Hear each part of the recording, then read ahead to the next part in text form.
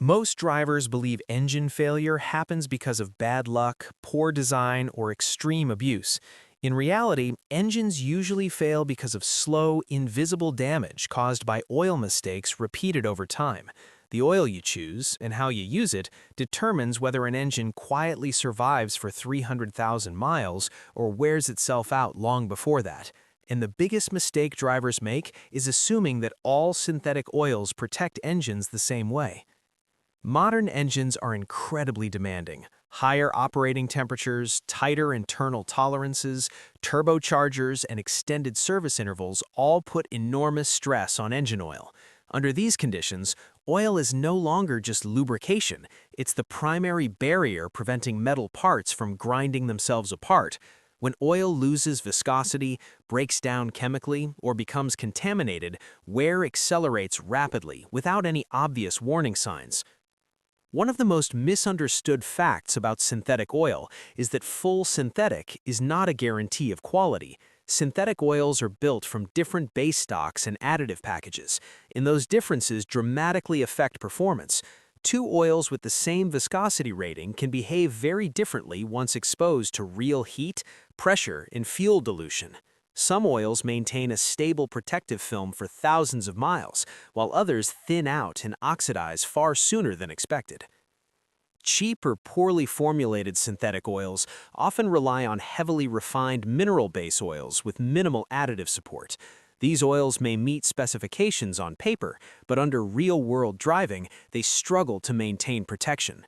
As heat cycles accumulate, additives deplete, contaminants build up, and the oil's ability to protect bearings, camshafts, and timing components begins to decline. This is why many engines show increased wear even when oil changes are done on time. Extended oil change intervals are another major contributor to early engine wear. Some oils are designed to last longer, but most drivers don't adjust for driving conditions. Short trips, stop-and-go traffic, cold starts, towing, and idling all accelerate oil degradation. When oil is pushed beyond its limits, sludge forms, oil passages restrict, and lubrication becomes uneven. Engines that fail early often show signs of oil starvation long before any warning light appears. Another oil-related mistake that causes long-term damage is using the wrong viscosity. Many drivers assume thicker oil offers better protection, especially in high-mileage engines. In reality, oil that is too thick flows slower during cold starts, the moment when most engine wear occurs. Even a few seconds of delayed oil flow can cause cumulative damage over thousands of starts. Using viscosity outside manufacturer recommendations often shortens engine life rather than extending it. Fuel dilution is an increasingly common problem in modern engines, especially those with direct injection. Small amounts of fuel can enter the oil, thinning it and reducing its ability to maintain a protective film. Oils with weak base stocks lose viscosity rapidly under dilution, leaving bearings and cylinder walls exposed. This explains why some engines fail early despite regular oil changes. The oil simply wasn't strong enough to handle real conditions. Oil filtration is another overlooked factor. Oil and filter work as a system. Even high-quality oil cannot protect an engine if abrasive particles circulate freely.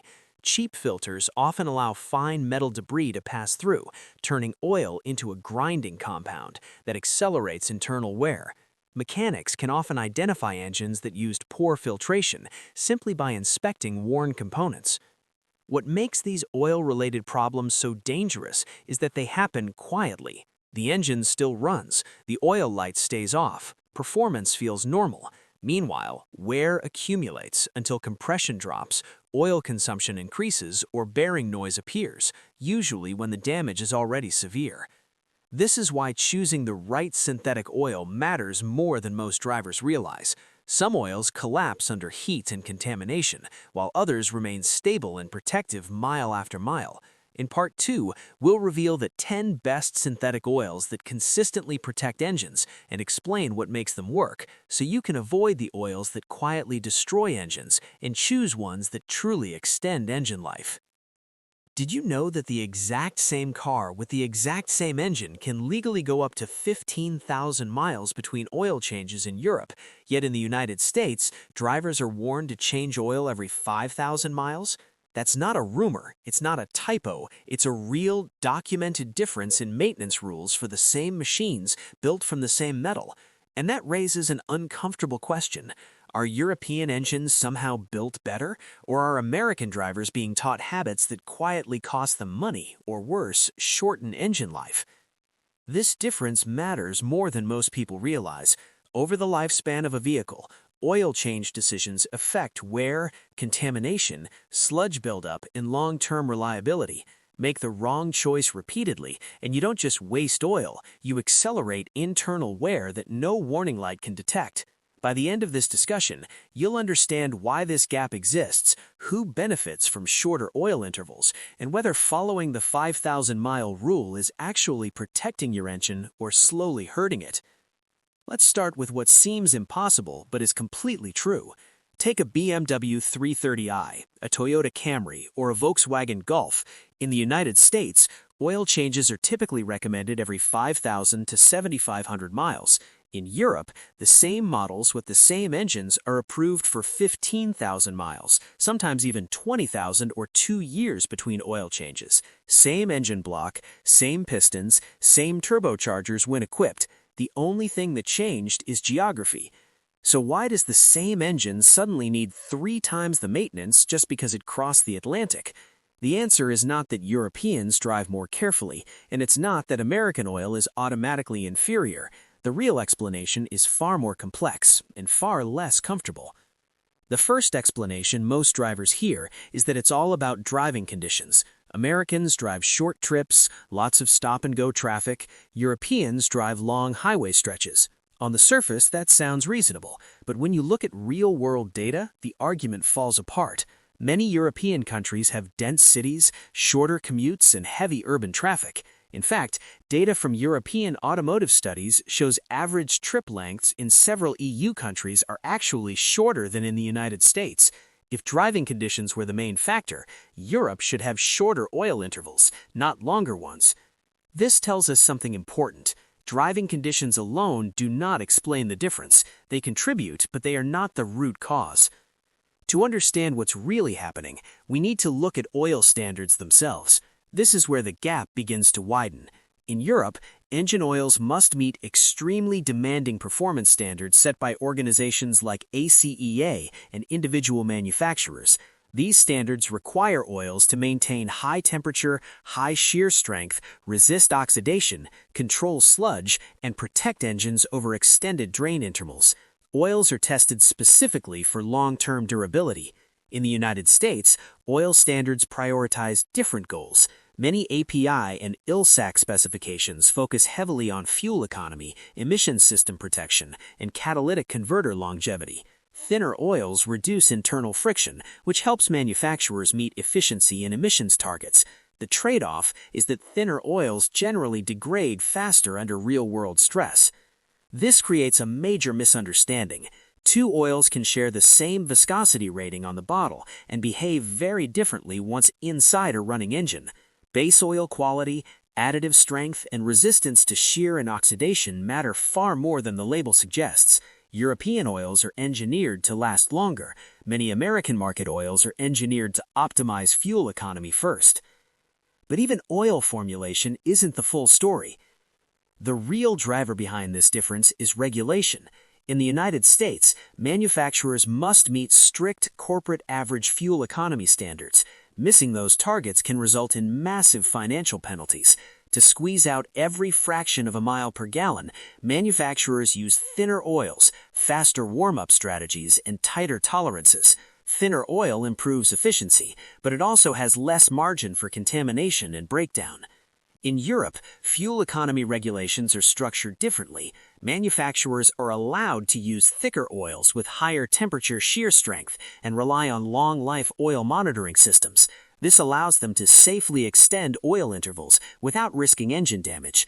The same engine is optimized for two different regulatory environments, not two different lifespans. Another critical difference lies in how oil life is monitored. European vehicles rely heavily on oil condition monitoring systems. These systems track engine load, temperature, cold starts, driving behavior, and time. The car decides when the oil is actually worn out. In the United States, many drivers are taught a simple habit: change oil every 5,000 miles, even if the oil is still healthy, even if additives are active. That approach isn't science, it's tradition. There's also an economic side that rarely gets discussed. The American automotive service industry is massive. Frequent oil changes mean more shop visits, more filters, more labor, and more upsell opportunities. This doesn't mean mechanics are dishonest, but it does mean the system rewards short intervals. One veteran technician admitted off the record that most modern engines could safely go longer, but customers feel more comfortable seeing fresh oil. Here's the final piece most drivers never see: wear data. Used oil analysis from independent labs consistently shows that high-quality oils designed for long intervals can safely run 10,000 to 15,000 miles under normal. By now, it should be clear that oil change intervals are not a simple mileage number that applies to everyone. The reason the debate between 5,000 and 15,000 miles exists at all is because oil life is influenced by far more than distance traveled. Heat, contamination, fuel dilution, driving behavior, engine design, and oil chemistry all play a role, and once you understand those factors, the fear around longer oil change intervals starts to fade, replaced by logic. One of the biggest reasons drivers resist longer intervals is psychology. For decades, drivers have been told that dirty oil kills engines and fresh oil is cheap insurance. That message sticks, even when data contradicts it. When people hear 15,000 miles, it sounds reckless, even irresponsible. But fear doesn't come from evidence, it comes from repetition. And once fear becomes habit, it's difficult to challenge, even with facts. The truth is that long oil change intervals are not inherently dangerous. They are only dangerous when the conditions required to support them are missing. In Europe, long intervals work because very specific boxes are checked.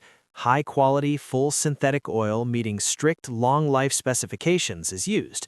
Driving patterns favor longer trips with steady engine operation.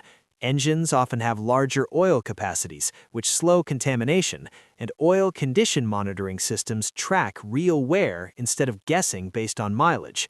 Under these conditions, oil degradation happens slowly and predictably.